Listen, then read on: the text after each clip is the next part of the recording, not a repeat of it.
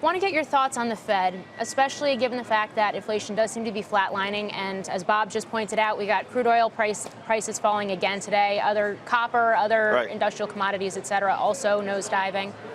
Well, you hear a lot of commentary about, well, all the Fed has done is take the funds rate to zero in real terms. But that's on yesterday's inflation rate. When you go forward and you see the lagged impact of what the U.S. dollar has done and what the commodity complex has done, inflation this time next year is probably back to zero. So the real funds rate is actually more like plus 2% or higher. It's not really zero. And the one thing I want to say, you had Robert Schiller on earlier, and he said, well, all this volatility and weakness started happening, back in February. Well, what else happened in February? What happened in February was Powell's first meeting. First thing he does is he raises rates.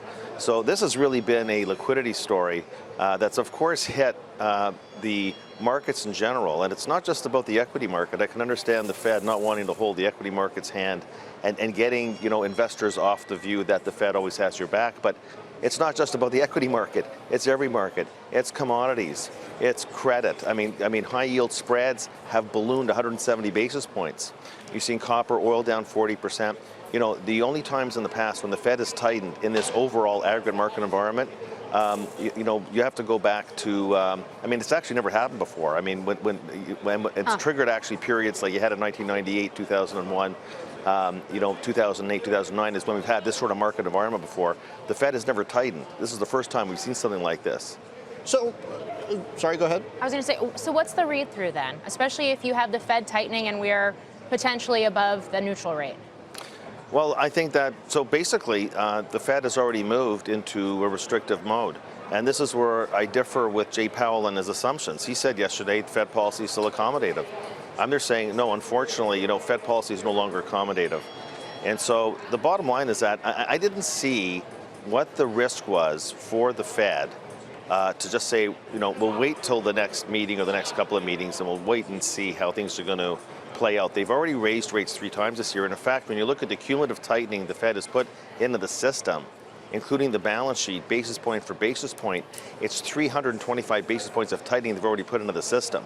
And we haven't seen that hit the broad economy yet. The peak impact is actually going to be next year, which is why I think recession risks are a lot higher than what the Fed's got in their models, but the markets are now starting to price in. So we dealt with the inflation stuff that you were just talking about. Is the economy overall as good as the Trump administration has been saying? Because we went from, hey, things are great, no end in sight, to the positive economy and growth to, whoa, wait a minute, Fed can't raise even a quarter point.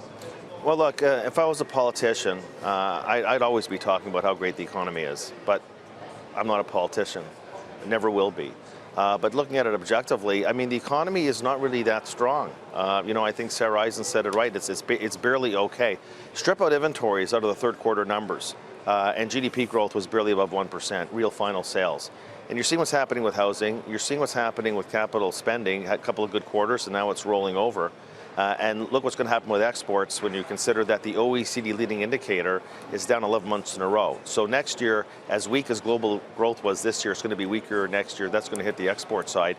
It's not hard, actually. When you do a top-down analysis of the economy, it's not hard to get a view that GDP growth next year is less than 1%. So how did the market get it so wrong for so much of the year then, with stocks soaring as long as they were?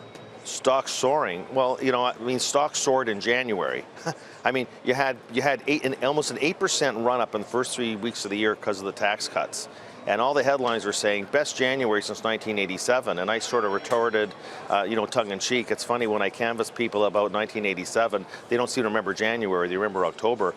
This has been a roller coaster ride this year. So the market actually hasn't gotten it wrong at all. It ran up in January on the view that fiscal stimulus was going to give us a couple of quarters of good growth, which it did. That story is now in the rearview mirror. But remember, and this is actually the one sentence in Powell's speech that he gave in New York in late November, one sentence when he talked about the lags between what the Fed does in time A doesn't hit the economy in time B or C. It's really out, RSTUV. And so and that's basically the lags. I think, look, the Fed is a very incremental institution. Somebody earlier had said that, Fed changes very slowly, and I think we're seeing that right now. So the Fed is really behind where the markets are, but let's face it, look, We're just reliving history. Recessions are basically, they do occur. They're not like the dodo bird. And we've had basically 13 Fed tightening cycles, so the post-World War II experience, and 10 landed the economy in recession, usually inadvertently, and the economists are generally the last ones to tell you about it. Before we run out of time, I did quickly want to just direct you to the credit markets. You mentioned, spreads in terms of high yield, but David Tepper joined us earlier, or spoke to CNBC earlier, talked about everybody's tight. The Chinese are pulling back a bit in terms of money growth. The ECB, of course, continues to cut its own QE program. Not to mention, we're going to have the biggest issuance of treasuries in our history next year. Next year still. What do you make of what's going to happen? Well, I think that what's happening on the government bond issuance side is that's a crowding out effect as far as the corporate sector. You see, what he didn't mention to complete the story is that not only do we have record government funding requirements, but look what happens next year. Next year is the first year of 4 of $1 trillion annually of corporate debt refinancings, from high yield to IG to leverage loans. $1 trillion per year. So the corporate sector has to refund itself at a time they're running these massive fiscal deficits.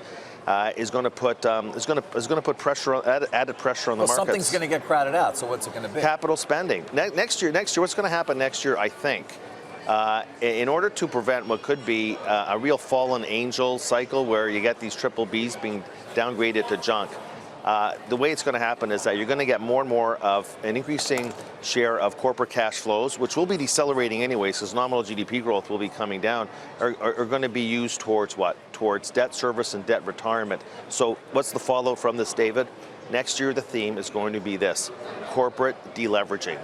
In 08 and 09, your macro theme would have been household deleveraging. Back in 2001, 2002, your macro theme would have been corporate deleveraging. And next year is going to be corporate deleveraging. That's what comes out of that. And the fallout's going to be on capital spending growth.